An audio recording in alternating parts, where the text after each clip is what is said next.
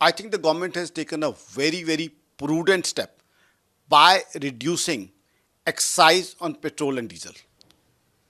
Now, what we all know that now in international market, crude oil prices have shot through the roof.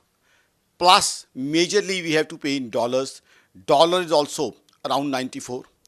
So what it means is oil marketing companies now for the past many days, they are suffering huge losses.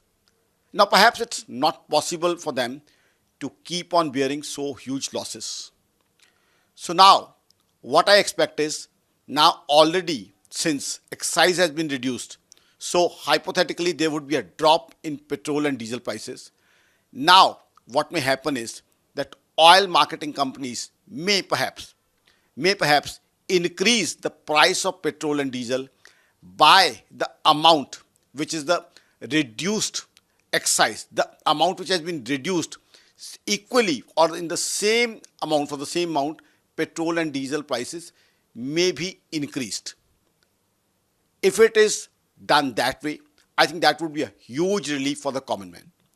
Because what would happen is oil marketing companies also need to operate. Oil marketing companies also, since they are facing huge losses, they also need some comfort. Plus, public also needs comfort. So if this happens this way, then what would happen is public would be saved from escalation in petrol and diesel prices, which people are facing throughout the world. In many countries globally, people have got higher prices of petrol and diesel. Petrol, diesel prices have been increased, which means higher inflation, lesser business, and many problems for the common man. Here, now, if we hypothetically assume that oil marketing companies increase their prices only up to the extent of the reduction in excise, then it would be a huge relief for the common man, because common man is already up to a certain limit frightened from what he has been reading, what he has been listening and watching to the TV.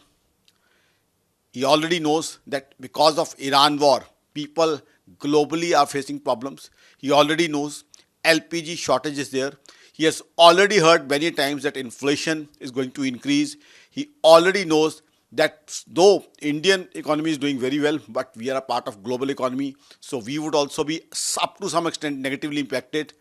But when the common man gets relief in that way, that his petrol and diesel does not increase, if things happen that way, that the oil marketing companies increase petrol and diesel prices only up to the extent of reduction in diesel and petrol, then this would be a huge relief for the common man.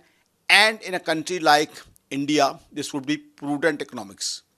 Though the deficit may increase a bit, but I think the prudent economics teaches us that economics is good economics, which means a relief for the common man. I would say that is successful economics, which ensures roti, kapda, makan, health and education for the common man. And I think what I can make out, the government is trying to ensure that the common man is not burdened. And if the government is planning that way, I would term it as excellent planning.